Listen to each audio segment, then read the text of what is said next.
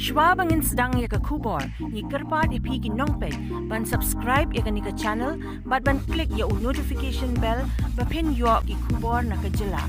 Mr. Speaker, sir, at the very outset, I would like to thank Shri Edelbert Nongrum, MLA, who has moved the 0-hour notice,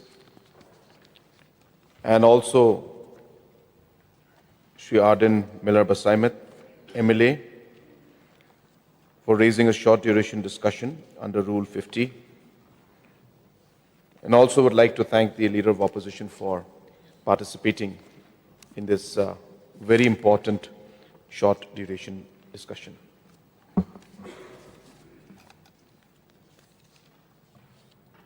So let me, if you would allow me to go into some of the background as well as the findings, I think this House would be able to understand the entire working of this very important committee that was set up. Sir, as you will recall, a committee comprising of all political parties was constituted on the 26th of May 2023 for discussion on the implementation of the reservation roster system. Sir, in the course of the meeting and discussions, the committee has recommended to the government the formation of an expert committee to review the state reservation policy. So the government notified that an expert committee will be formed to review the state reservation policy, which shall consist of experts in constitutional law, economics, sociology, demographic studies. In view of the above, a search committee headed by Chief Secretary to the Government of Meghalaya was constituted. On the recommendations of the search committee, the expert committee on the state reservation policy Meghalaya was constituted on the 12th of September 2023. So the terms of reference of the committee were: 1, to study the current reservation policy and recommend modifications if necessary; 2, to undertake wide-ranging consultation with all stakeholders and visit various locations of the state to solicit the views of all stakeholders. The committee has been given time frame of 12 months with effect the date of issue of notification to complete its task and to submit its report, recommendation, suggestions to the state government. The committee was headed by Justice Retired Moolchand Garg, the Chairman, former Judge of the Madhya Pradesh High Court; Justice Retired Dr. Satish Chandra, Member, former Judge of the Allahabad Court; Professor D.V. Kumar, Member, Professor, Department of Sociology, NEHU; Professor Chandrasekhar, Professor and Department of Fertility and Social Demography, Indian Institute of Population Science, Mumbai; Professor Subhadip Mukherjee, Assistant Professor of Economics and Public Policy in IIM. So the tenure of the committee was extended in 2 stages. Dated 25th-9, the tenure of the expert was extended for a period of 4 months with effect 13th-9/24 to 13/1/25, and again further extended to 14/4/25. So the expert committee had convened various meetings in the period between November 23rd and January 25th to deliberate on various aspects of the reservation policy.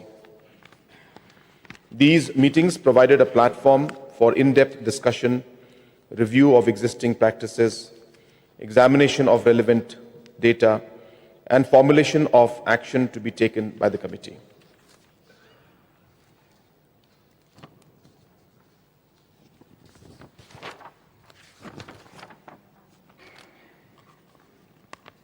So in the process, large number of communication, views, suggestions, comments were received. Approximately 1,024 letters, emails, posts, and representations from across the state. Of these, 547 were deemed substantial, while the remainder were cryptic, repetitive, or empty. Only 547 substantial representations were considered.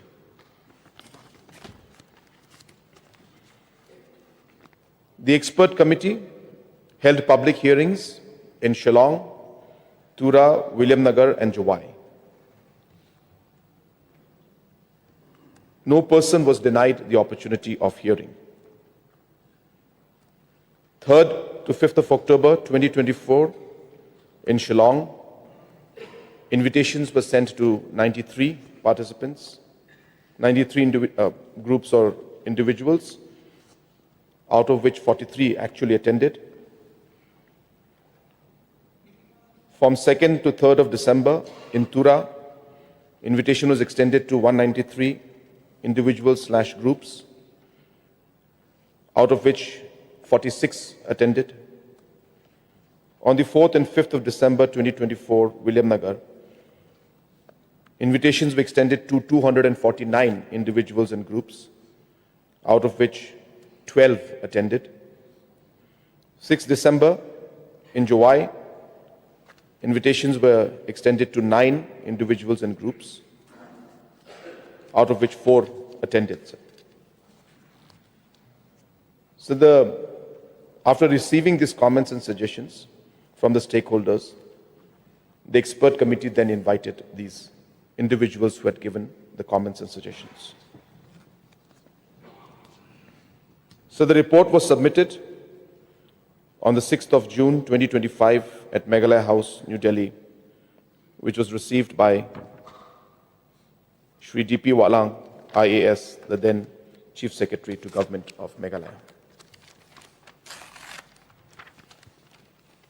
So the report is structured into 4 parts, comprising a total of 21 volumes and spanning 4,667 pages across all chapters and volumes. Part 1 comprises Volume 1 and 2. Volume 1 contains 4 chapters, namely Introduction, the Tribes of Meghalaya, reference to the committee and working of the committee. Volume 2 comprises the next years. Part 2, Volume 3 contains discussion on reservation, its historical background, and judicial pronouncements, along with annexures. Volume 4 to Volume 12 consists entirely of annexures. Part 3 comprises Volume 13 to Volume 27. Volume 13 contains discussions on representations, public hearing, and details of petitions submitted before the Reservation Policy Review Committee. And Volume 14 to Volume 27 consists entirely of annexures. And Part 4 comprises Volume 28 to 31.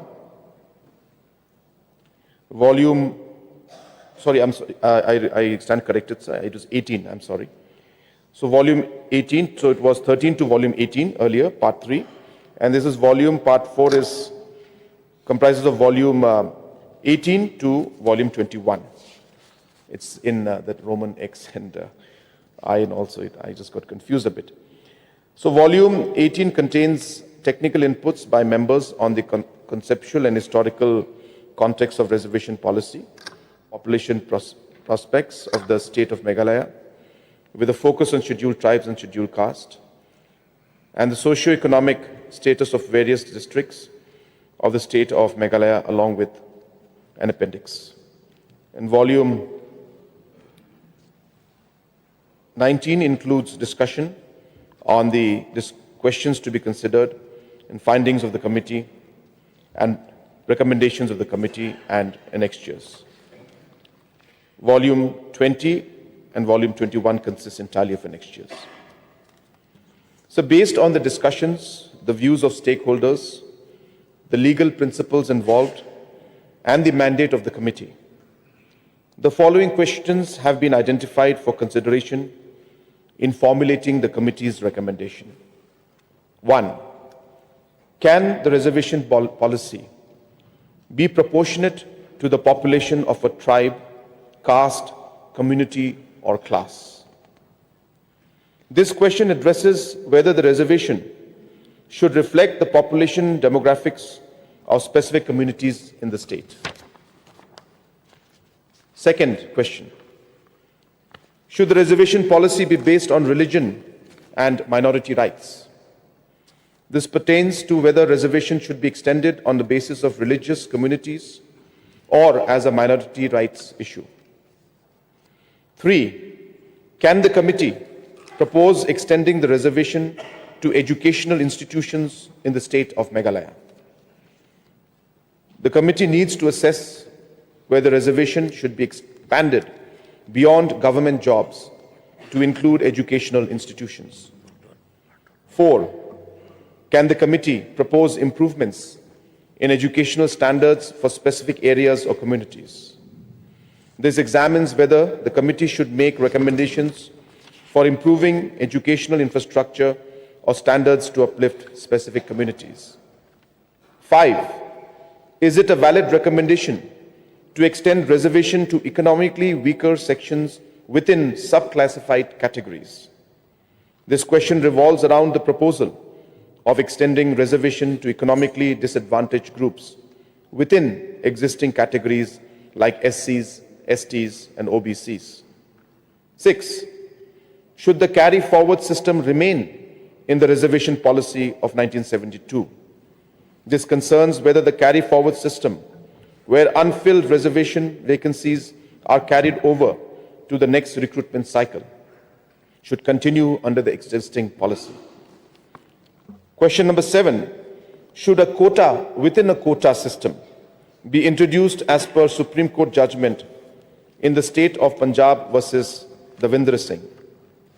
This addresses whether the Supreme Court's judgment that allows for quota within a quota for more backward groups should be applied in Meghalaya. Number 8, is the introduction of a creamy layer concept necessary? This refers to whether a creamy layer, where economically advanced individuals within reserved categories are excluded from benefits, should be considered. Should reservation be implemented for persons with disability? And should they have separate reservation? This examines whether persons with disability should receive separate reservations in light of Supreme Court's ruling and constitutional provisions. Should residents of local area or districts be given preference in district-specific jobs? This is about whether local residents should be prioritized in government jobs based on the district they reside in. Is the resolution dated 12/1/1972 a reservation policy or not? This seeks to clarify whether the 1972 resolution constitutes a formal reservation policy or merely an administrative guideline. 12. Should the reservation roster be implemented strictly? This addresses whether the reservation roster system should be enforced rigorously to ensure that reservations are allotted as intended. 13. Should the state government streamline the recruitment system to meet public expectations? These pertains to whether the state government should improve and streamline the recruitment process to ensure efficiency and meet the public's expectation. And 14, does the reservation policy of 1972 need any changes? This is the central question, asking whether the current reservation policy as established in 1972 needs to be modified or remains effective in its current form. So the findings for issue number 1. Can the reservation policy be proportionate to the population of a tribe, caste, community, or class? There have been numerous representations by stakeholders advocating for reservation to be granted to tribes of Meghalaya proportionally to their respective population. The Honorable Supreme Court has consistently emphasized that the population of a particular community or class is one consideration in determining the percentage of reservation, but cannot be the sole criteria. The Honorable Supreme Court of India in M.R. Balaji versus State of Mysore, 1963, and Indrasoni versus Union of India has held, and I quote, the relevant factors to consider while classifying backward classes would be their traditional occupation and profession, the percentage of literacy or general educational advancements made by them, the estimated population of the community, and the distribution of various communities through the state or their concentration in certain areas, unquote. While drafting the 1972 Office Memorandum, the government of the time allocated 40% reservation in jobs to the Garo community and 40% to the Khasi and Jaintia communities. In the opinion of this committee, the government of that era, based on the data available, correctly distributed the reservation percentage after considering all relevant aspects.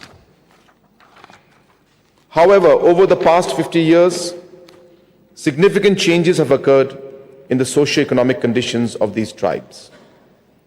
Despite these changes, it appears that the differences among three tribes remains largely the same even after half a century.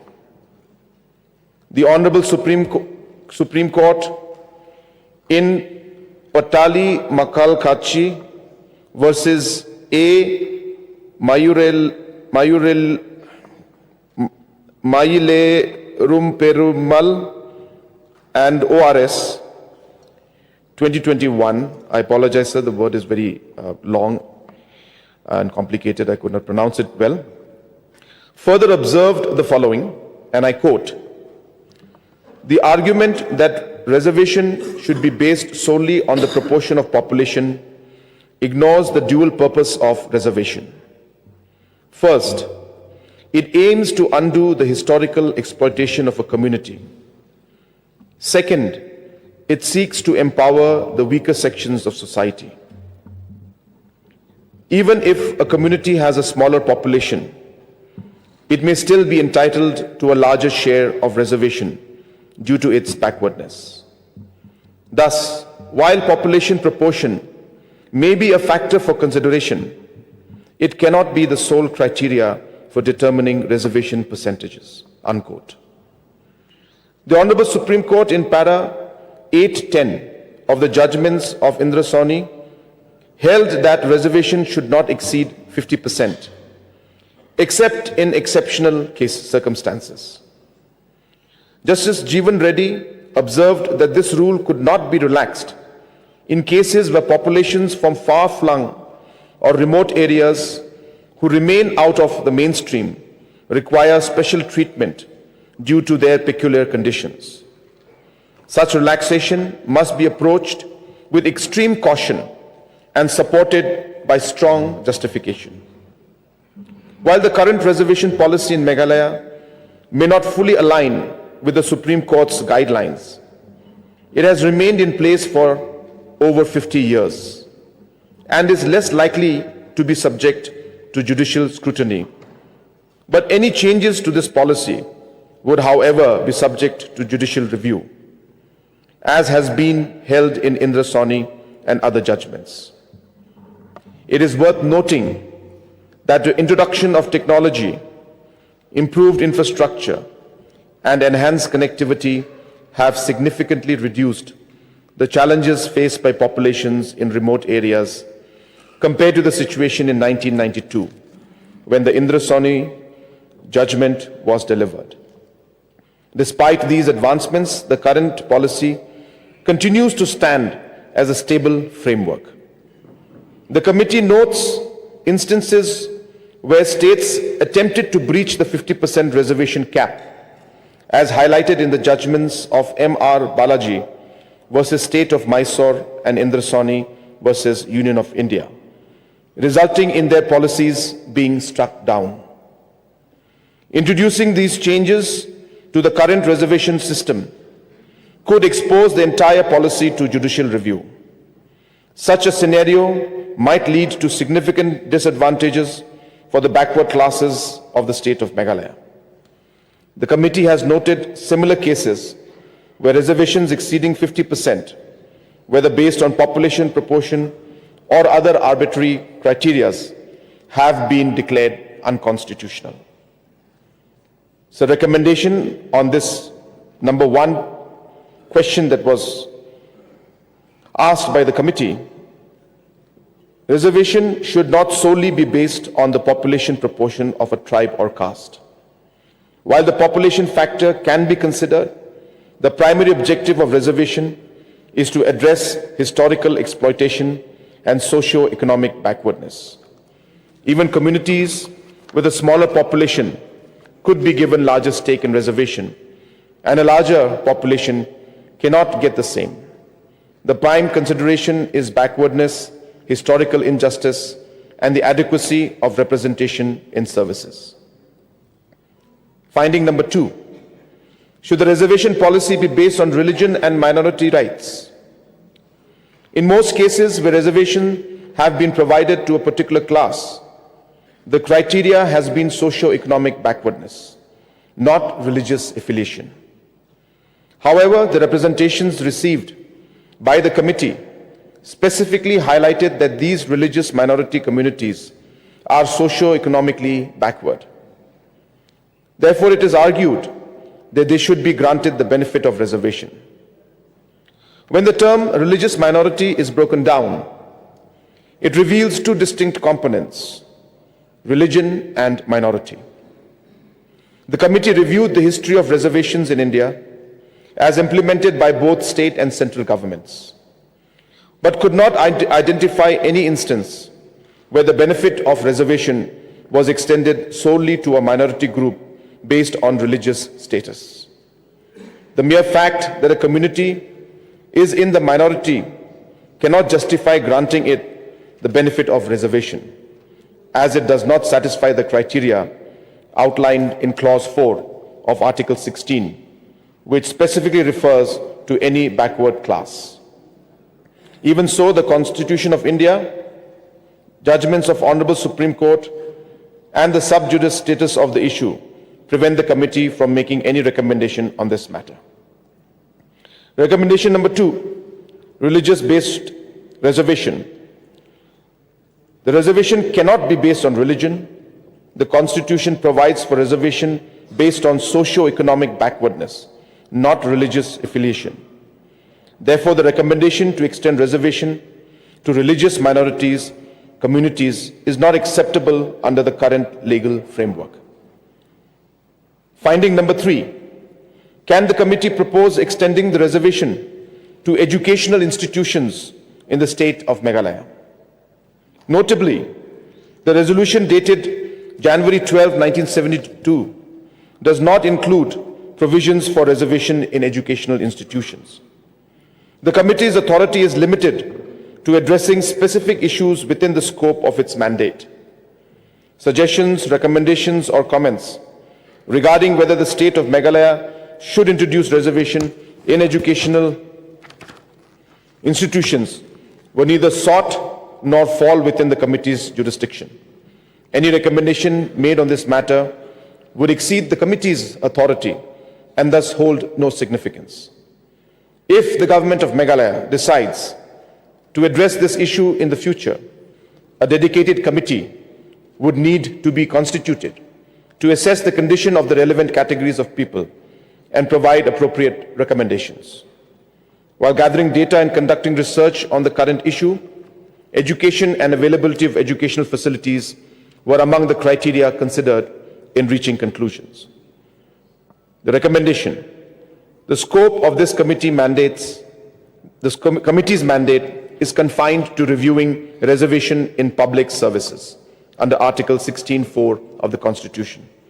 Therefore, the issue of extending reservation to educational institutions covered under Article 15(4) lies outside the purview of the committee. The state government may independently consider this issue. Finding number 4. Can the committee propose improvements in educational standards for specific areas or communities?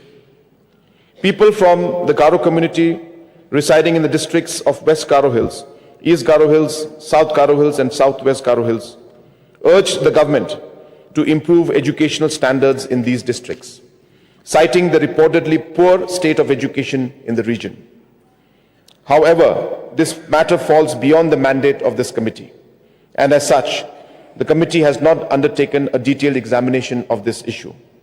Providing meaningful comments on this matter would have required an on-ground evaluation of these districts, which was not within the scope of this committee's work. Recommendation: although this issue falls outside the committee's mandate, it acknowledges the importance of improving educational standards, especially in the Garo districts. The state government should consider measures to enhance education in these areas for the socio-economic development of the community.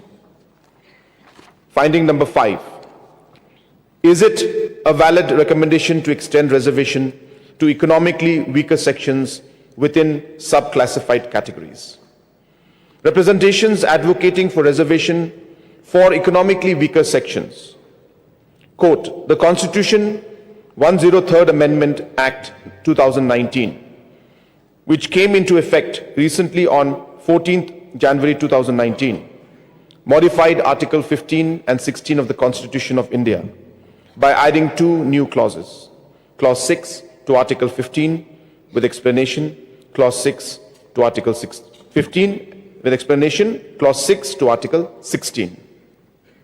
These clauses empower the state to provide a maximum of 10% reservation for citizens categorized as economically weaker sections who do not fall under the category of scheduled caste, scheduled tribe, or other backward classes.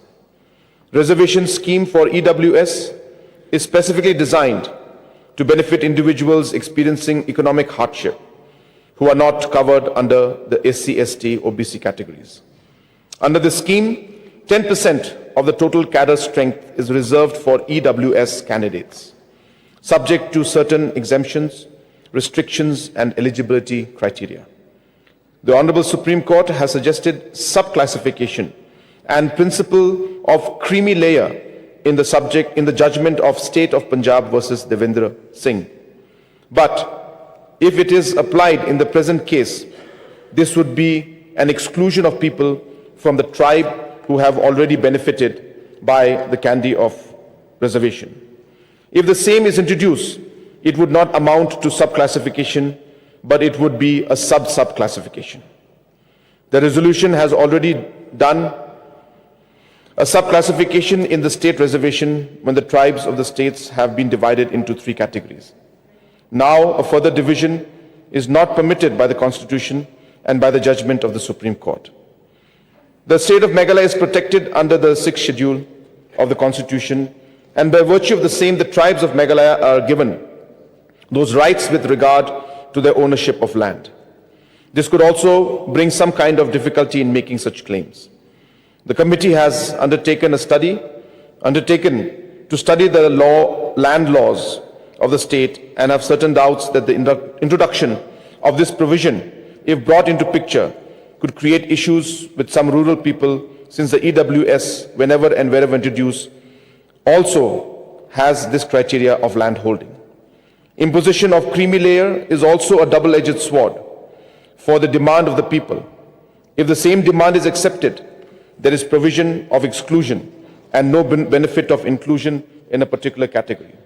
Therefore, for this, the committee has very few representations to decide this, whether the committee could suggest a possible introduction of creamy layer.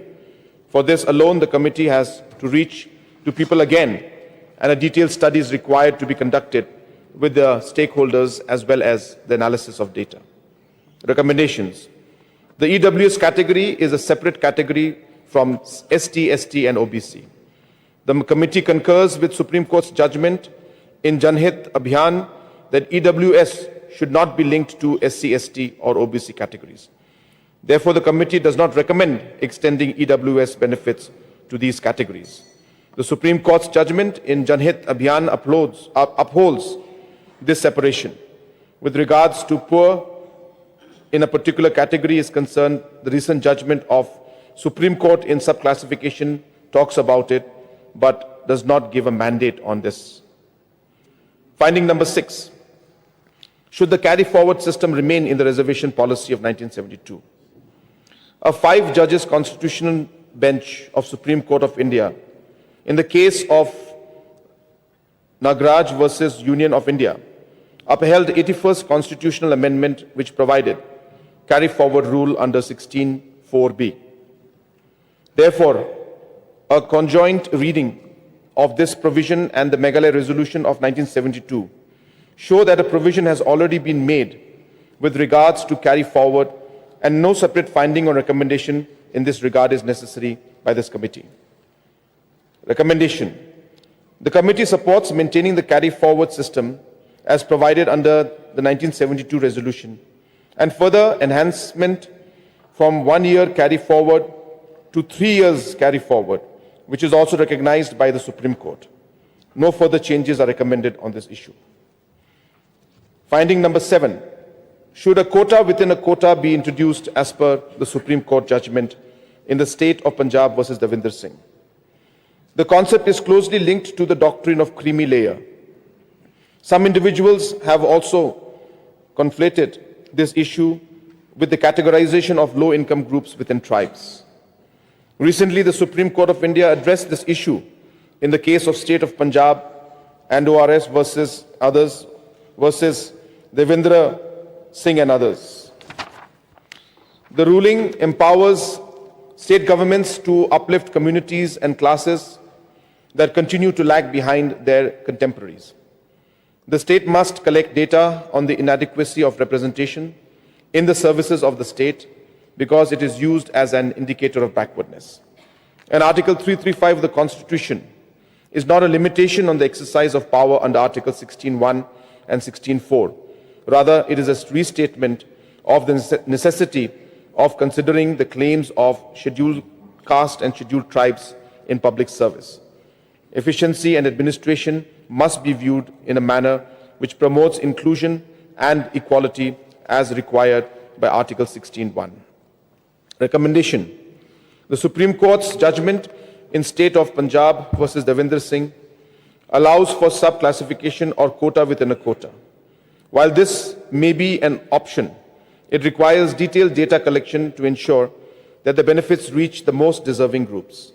The state government should decide whether to pursue this option after collection of detailed data as per the judgment. Finding number 8. Is the introduction of a creamy layer concept necessary? The Honorable Apex Court has observed and recorded these arguments as follows. Quote, subclassification varies from the creamy layer principle since 1. Economic advancement does not offset social discrimination faced by a scheduled caste. 2. While the creamy layer excludes the socially advanced, subclassification aims to identify within the scheduled caste those who face the maximum social discrimination. 3. Subclassification maintains certain castes and creates a preference based on qualitative inclusion, contradistinguished from exclusion of the creamy layer. And 4. Preferential treatment identifies certain castes within the scheduled caste list, while the creamy layer exclusion applies to individuals. Until and unless the principle of creamy layer is applied to government jobs, the purpose of objective of Clause 4 of Article 16 and Clause 4 of Article 15 cannot be fully realized. As a fundamental right, these enabling and beneficial provisions are designed to uplift the backward classes. And the principle of creamy layer should be implemented in the state of Meghalaya as well in the light of relevant judicial pronouncements. The introduction of creamy layer in the reservation system certainly aligns with the judgment of the Supreme Court. However, to date, no state government or central government has implemented this. In light of these developments, this committee recommends that the state of Meghalaya may consider implementing the principle of creamy layer within the reservation framework for scheduled castes and scheduled tribes, following a thorough study of its implications, demands, requirements, and social conditions of the tribes. Alternatively, the state may choose to wait for the outcome of this judgment as other state governments begin to implement it. Given that Meghalaya is a tribal state, the implications of this principle would likely differ from those in other states, warranting deeper study before implementation. Additionally, it is important to note that the recommendations in the Supreme Court's judgments are advisory in nature. Therefore, this recommendation aligns with the judgment of State of Punjab versus Devendra Singh and others. Recommendation: the concept of creamy layer for OBCs as outlined in Devendra Singh judgment should be considered in the state of Meghalaya. This requires the collection of detailed socioeconomic data to categorize individuals as either benefiting from reservation or being excluded due to their socio-economic status. Finding number 9, should reservations be implemented for persons with disability and should they have separate reservation? In a landmark judgment of Indrasoni, the Supreme Court observed that not less than 4% of the total number of vacancies in the cadre strength in each group of posts shall be reserved for persons with benchmark disabilities, with 1% each allocated to persons with benchmark disabilities under clauses A, B, C, and 1% for those under clause D and E, unquote. The perusal of these office memorandums by the state of Meghalaya virtually meets the requirement of the mandate of Honorable Supreme Court in the case of Indrasoni. But the committee has drawn its attention towards various office memorandums and notifications through which the Government of India has extended horizontal reservation to widows, ex-army persons, and also given them age relaxation, and such persons can easily be adjusted against vertical reservations without upsetting the cap limit established by the reservation policy of 1972. Suggestions for improvement: enhanced monitoring, strict compliance mechanism for reservation in government institutions, awareness campaign educating PWDs about their rights and available benefits. 3, infrastructure development, improving accessibility in educational institutions, workplaces, and public spaces. Recommendation: the committee acknowledges the provision of Rights of Persons with Disability Act 2016 and the existence of office memorandum issued by the Government of Meghalaya. These already provide horizontal reservation for persons with benchmark disability. Hence, no additional recommendations are necessary from the committee on this matter. Finding number 10, should residents of local areas or districts be given preference in district-specific jobs? It is clear that except for the district of East Khasi Hills, the population concentration is dominant in the area of tribes named after the tribal population. East Khasi Hills, having a capital city of Shillong, has a mixture of all kinds of population, which not only include these 3 dominant tribes, but also other tribes, other castes, outsiders such as Assamese, Bengali, Marwaris, and others. Tribes which are dominant in the areas have secured jobs in the area. The committee also mentioned that this is a concept in a bigger state where commutation is very difficult, where the places are situated at far ends, but with the more availability of transport, this is also coming to an end. Meghalaya stands at 24th rank in the size of area in India. The office memorandum number PER 272/72/5 dated 18/12/1972 is already in place and virtually says that considering the position as regards the district level post as stated above, the Governor of Meghalaya is pleased to order that in respect of posts at district levels, where the incumbents are not likely to be transferred outside the district of original posting, there will be a combined reservation of 80% of the post in favor of Garo, Khasi, Jaintia instead of separate reservation of 40% each for Garo and Khasi Jaintia, respectively, apart from 5% reservation in favor of other scheduled tribes and scheduled caste. While selecting candidates to such posts, preferences should be given to local candidates residing permanently in the districts in which the vacancies occur. At the same time, strict adherence to the above reservation in respect of posts and vacancies at the district level, as in respect of such posts at the district level which are not transferable, the posts reserved in one district are not likely to be filled up even if reserved quota is carried forward to the following year. As such, this will create administrative difficulties and dislocation, and further, this would have a far-reaching impact on society divide also. There shall be an effort of uniting people. The migration of people not only generates the eagerness of learning new things, but also meeting and learning new things creates more opportunity. The stakeholders have not been able to showcase the logic behind this suggestion. Recommendation: the idea of prescribing higher reservation of local tribes in class C and D posts is not feasible due to migration from rural to urban. The existing office memorandum dated 10 May 2022 sufficiently addresses this concern by catering to local recruitment preferences. Finding number 11 is the resolution dated 12/1/1972 a reservation policy or not. One more objection which has been raised by stakeholders is whether the resolution of 1972 is a policy or not. It is a question not to be decided by this committee. When it compared this resolution with the resolutions, office memorandum, notification of the Government of India and other governments, it is found that even the Government of India has come up with resolutions for the purposes of determining the proportion of reservation. The committee is not duty-bound and did not travel into this aspect of the matter to find out that the resolution is a policy or not, and whether it fulfills the criteria of policy or not. Policy is not always what has been written in words, but a practice is also a policy in the state, like a foreign policy. It can never be written in words, still is a policy.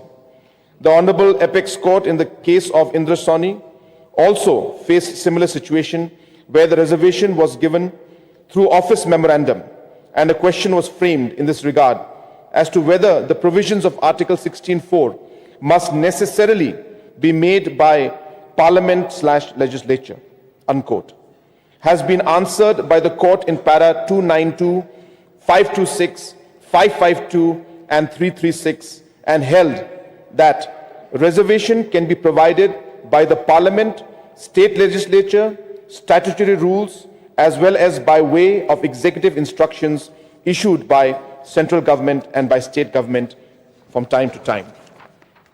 It is further stated that under Article 16(4), the state has power to make any provisions which may be made either by an act of legislature or by rule, or regulation made under act or in absence of both, by an executive order.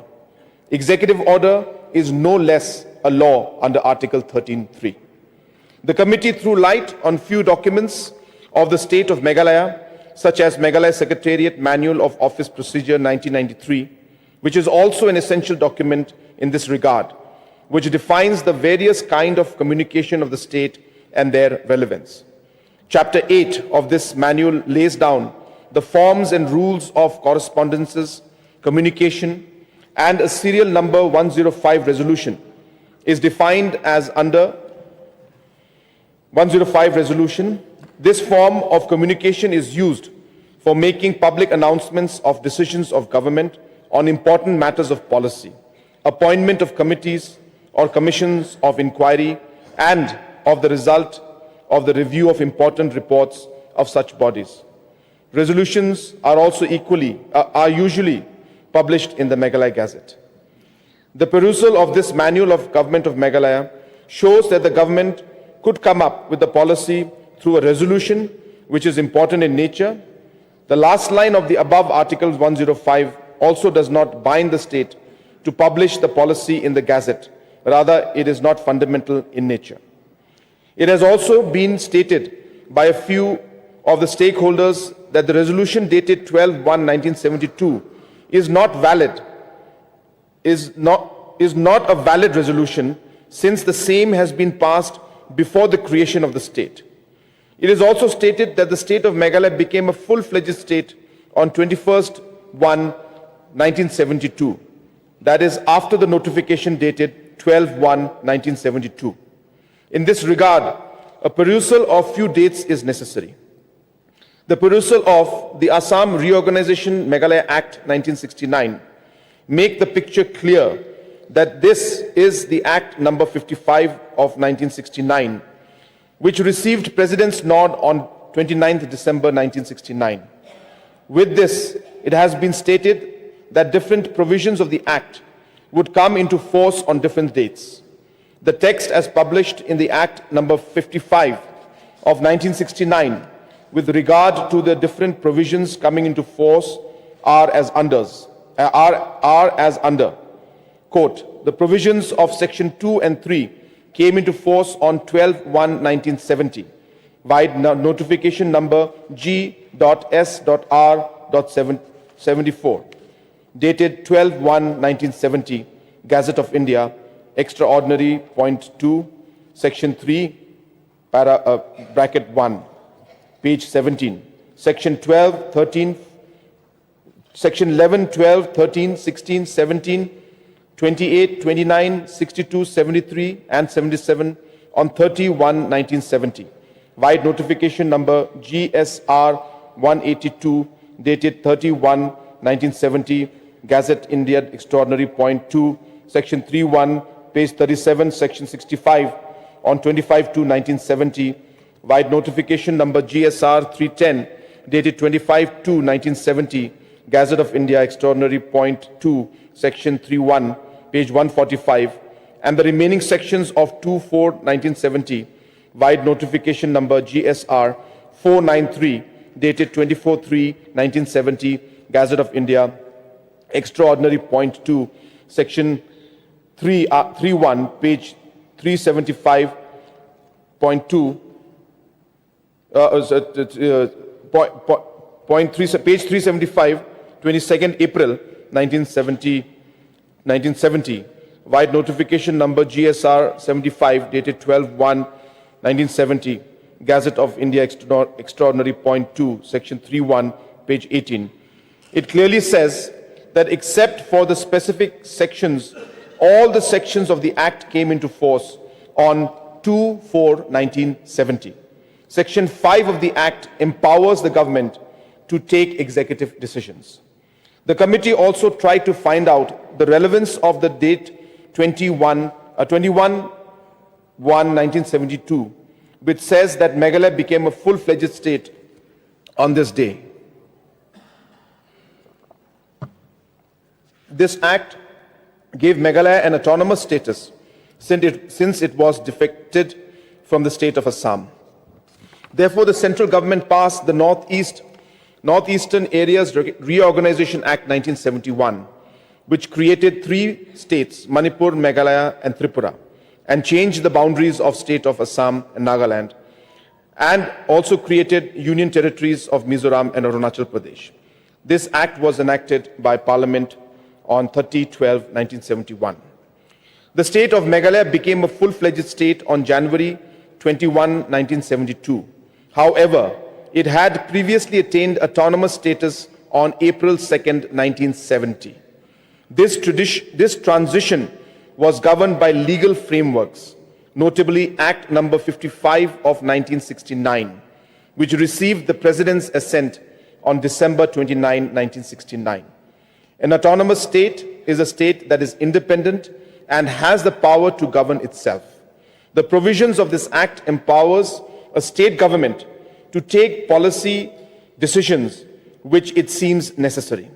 This does not create any doubt on the validity of this resolution dated 12/1/1972. Keeping in mind the above stated factual and legal aspect of the matter, the committee holds that this is not a correct forum for determination of this question, that the resolution of 1972 is a policy or not. Recommendation: The committee recognizes the 1972 resolution as a reservation policy, which has been in place for over 50 years. Any attempt to change or modify this policy could be subject to judicial review under the Indra Sawhney judgment. Therefore, the committee advises caution against making any further changes to this policy, as it might impact legal standing. No policy is perfect, and the same is required to be improvised time to time, which is being done in the present case. Finding number 12. Should the reservation roster be implemented strictly? It appears that the grievances of certain sections of society are not against the roster system itself, as implemented by the state of Meghalaya, but rather pertain to the manner in which Office Memorandum dated May 10, 2022, superseded by OM 14/6/2023, has been implemented. In light of the judgment in R.K. Sabarwal, the committee recommends that the roster system be operated transparently, keeping cadre vacancies in mind. The mandate of the reference to the committee dated September 12, 2023, is to suggest whether any modifications are necessary to the resolution dated January 12, 1972. The committee's mandate does not explicitly extend to recommending measures for the effective implementation of the roster system introduced on May 10, 2022, superseded by the OM dated 14/6/2023. However, since this issue is fundamental to addressing the concerns of various stakeholders, the committee observes that the proper implementation of the roster system can significantly alter the scenario that previously disadvantaged one tribe against another due to absence of such a system. Suggestions for improvement. Digitalization, developed centralized software to maintain, monitor rosters across departments. 2, training, regular training of HR and administrative officials on roster management. 3, transparency, publish roster details online to ensure public accountability. Recommendation. The committee supports the strict implementation of the reservation roster system, which is already in practice as per the 2022 Office Memorandum superseded by OM dated 14/6/2023. The roster should operate on a yearly basis in accordance with available vacancies. This system ensures that the reservation quotas are properly maintained and that vacancies are filled in compliance with the principles established in the R.K. Sabarwal case. Finding number 13. Should the state government streamline the recruitment system to meet public expectations? During interactions with stakeholders, including government officials, the committee encountered another significant issue: the need to streamline the recruitment process by government agencies. Stakeholders expressed that improving this system could resolve many grievances of government employees, prospective candidates seeking government jobs, and other concerned parties. While this issue falls outside the scope of the committee's terms of reference, which focus on reviewing the reservation policy of the government of Meghalaya, the committee recognizes its importance. Therefore, the committee offers the following recommendations for streamlining the recruitment process by adhering to rules and regulations related to reservation in different categories and the roster system.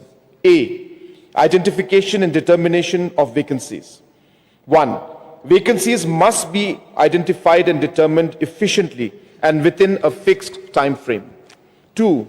The Department of Personnel and Training should collect vacancy data from all departments quarterly. B. Advertisement of vacancies. 1. Once the quarterly data is prepared, the government should issue advertisements for filling vacancies promptly and within a specified timeline. 2. The advertisements should be widely published so that it reaches to the last person in the line. C. Timely recruitment process. 1.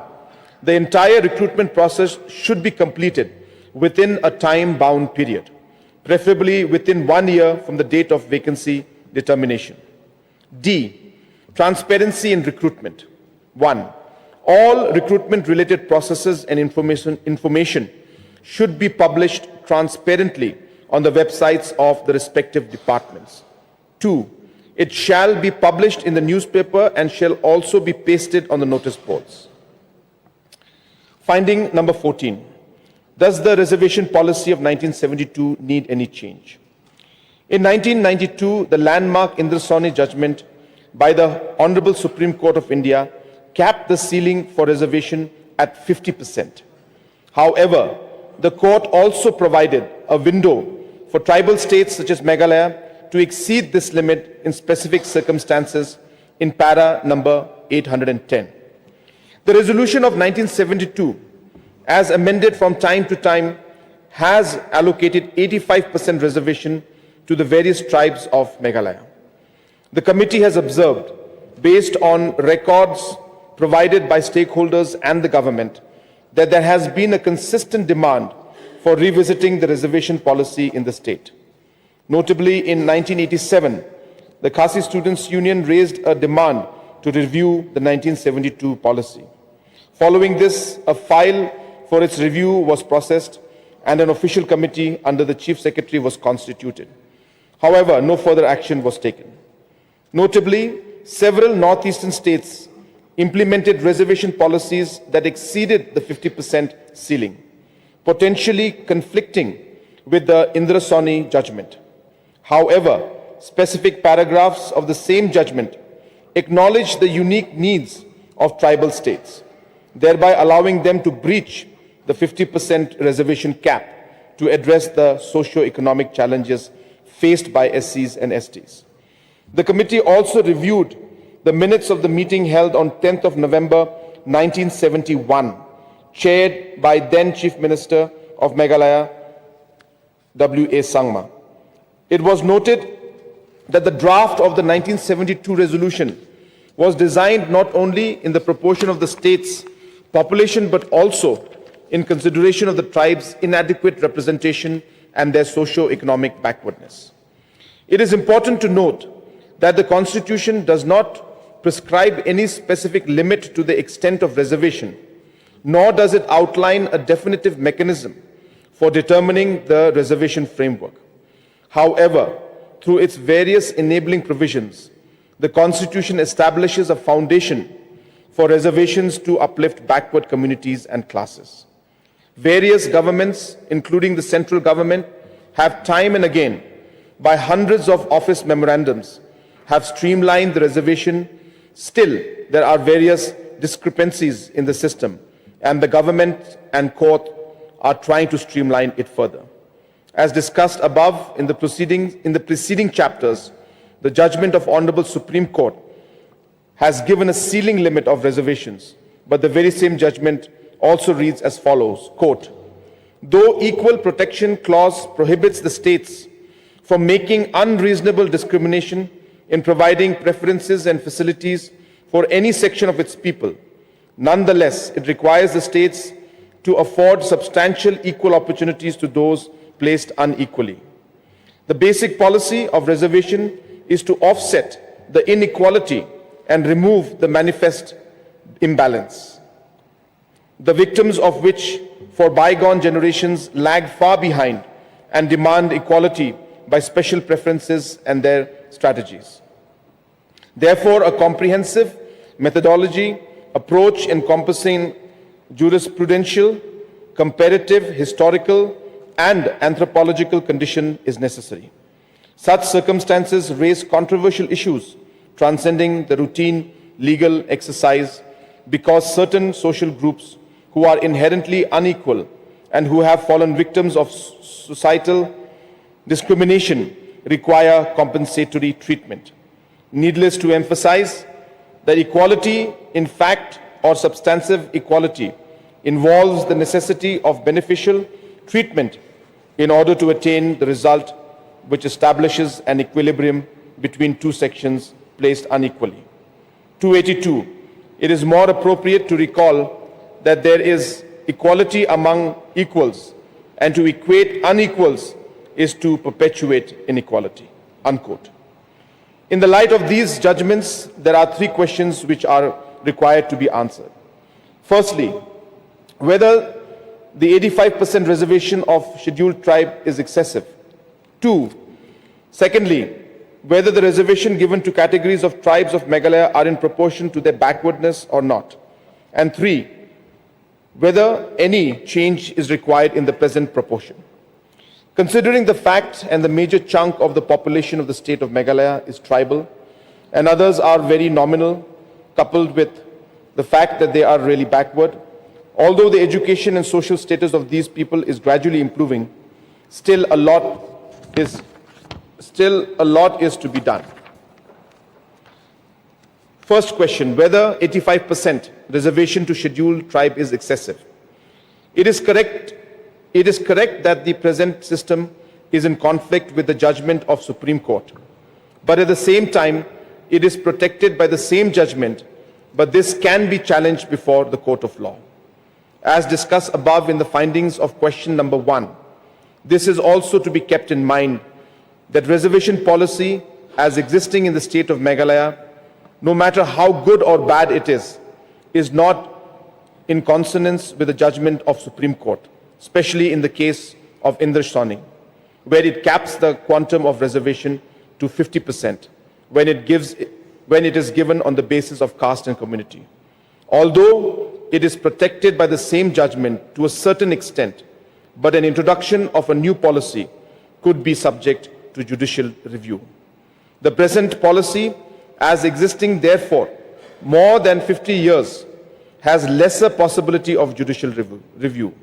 Therefore, the committee also suggests and warns the stakeholders to make no further demands of change in the reservation policy of 1972, since it would adversely impact the present policy. If the reservation policy would have to face the touchstone of judicial review, this could not succeed before the eyes of law. Secondly, whether the reservation given in the categories of tribes of Meghalaya are in proportion to their backwardness or not. Now coming to the second question, whether the reservation given to the different categories of the tribes of Meghalaya are in proportion to their backwardness. This is very broad question, and for this the committee has gone into records which have been provided to it by the representative and government, and perusal of this entire record. It is understandable that the state of Meghalaya is typically divided into two sects for the present purpose, that is Garo region and non-Garo region. From the record available and the representations made by the people of various walks of life, organizations have not been able to guide the community the reasons or such increase or decrease in the reservation given to these categories. The only argument which has been made by these people is a proportion of population. It is repeatedly enunciated by the Supreme Court that mere population is not a criteria for deciding the percentage of reservation. There are various other criteria for the same, as it has been discussed. Thirdly, whether any change is required in the present proportion. The mandate as given to the committee suggests reaching out to stakeholders and collecting the wish and will of the stakeholders, and suggest changes in the present policy. Therefore, the committee acted upon the mandate and found out that major chunk of stakeholders do not want a change in the present policy. The total representation which was suggestive of this change are 15 in number. Out of these 15 representatives, a few of them have stated that there would be a fair competition between these three tribes. But again, the philosophy of reservation is not based on competition, but the backwardness and other criteria shall be the issue of consideration. None of these people have been able to demonstrate that the backwardness is a reason behind the clubbing of these tribes into one category. Second, 5 people have stated that the population shall be the criteria to decide the proportion of reservation. But as it has been discussed in detail earlier, this argument cannot be accepted.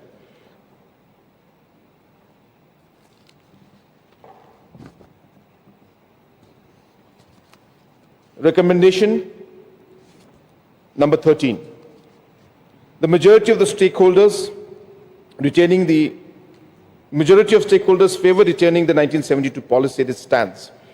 The committee recommends retaining the 1972 reservation as it stands. Majority of the stakeholders support this view, and any change would be vulnerable to judicial review. The committee also finds no compelling reason to modify the policy at this time. A lot has been achieved by this policy, and a lot more is required to be achieved. A proper implementation and stricter adherence could provide for better results. The policy have been improvised time to time to meet the requirement of time and need of people at large.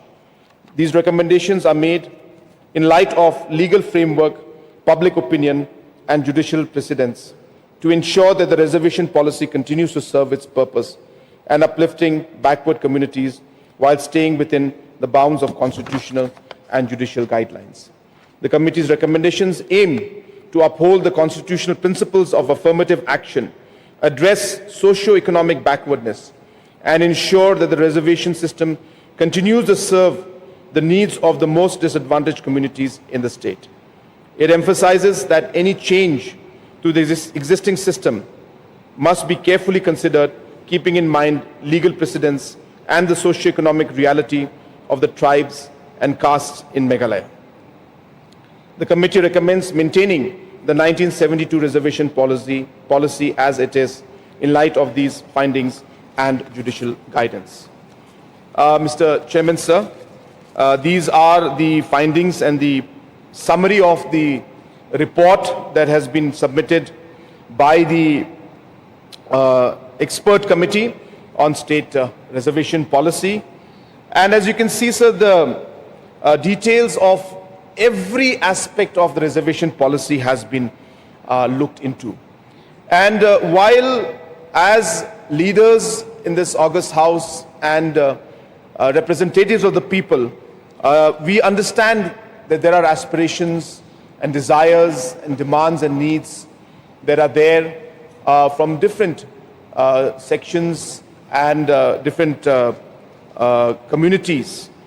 But while we do that, as a government and as lawmakers, we need to also stand as per the mandate of the law and look at all aspects that are based on proper constitutional aspects and also legal aspects. And therefore, we are examining all these aspects. We have heard out the points that have been made by all the honorable members of the House, and I also would like to echo the thoughts and ideas that have been presented by the Leader of Opposition, that at the end of the day, so we all have stood together as different tribes, as different communities, to fight for the state and to get our state at that point in 1972.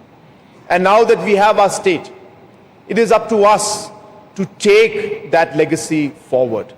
While challenges will always be there, while needs will always be there, we have to remember one very important criteria, that the only way for us to be able to move forward, in spite of all the challenges and hurdles that come, is to stay united, is to be one, is to be people of state of Meghalaya. And that is what we should try and aspire to do. We are aware, sir, that jobs and unemployment is a major issue, not only in our state, but in the rest of the country and the world at large. But as you have seen in numerous presentations that I have made in the past many sessions, about why the need to make sure that the economy grows and how the policies and programs have been developed to take forward every single sector with the sole aim of creating more and more jobs. Just yesterday, sir, I had presented, day before yesterday, I had presented or replied to the debate on the governor's address. And I had showcased on how in the last 8 years, 3.5 lakh, almost 3.8 lakh jobs were created in different sectors, from agriculture to sports to music to different aspects in the economy. I don't have the details, but 3.8 lakh jobs were created. And that has been done. These are not government jobs, sir. These are jobs that have come up because of the growth of the economy and growth of the private sector. So hence, sir, we need to look beyond just the reservation. We need to look beyond the government jobs alone. At the end of the day, the only way we will be able to address this big concern of unemployment is to ensure that we are able to create more jobs, take our economy forward, push the private sector, promote entrepreneurship, so that our youngsters can not just job seekers, but can become job creators, sir. And that is really what we are trying to do here as a government. And as I said, while there will be challenges, while there will be emotions, while these matters will continue in the future also, I'm sure, because these are very sensitive matters, so we all know it. And there is no doubt that everybody feels very strongly about this. But somewhere along the line, sir, we have to come out of this. We have to move forward as a state and as people of Meghalaya together, sir. And only with that mindset will we be able to overcome these challenges and be able to take our state forward, sir. So therefore, with these clarifications and with the entire summary of the report, details of all the facts and findings that were there, sir, I hope I have been able to address most of the concerns of the Honorable MLA, sir. And with these few words, I resume my seat. Thank you, sir. Had a long day, feeling drained? Let Hello Meghalaya lift your mood.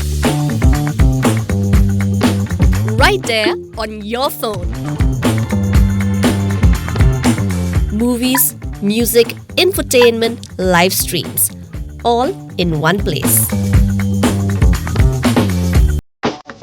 Content you can enjoy together, laugh together, learn together, right at home with your family.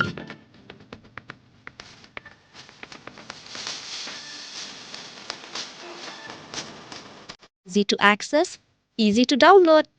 Register in just a few simple steps.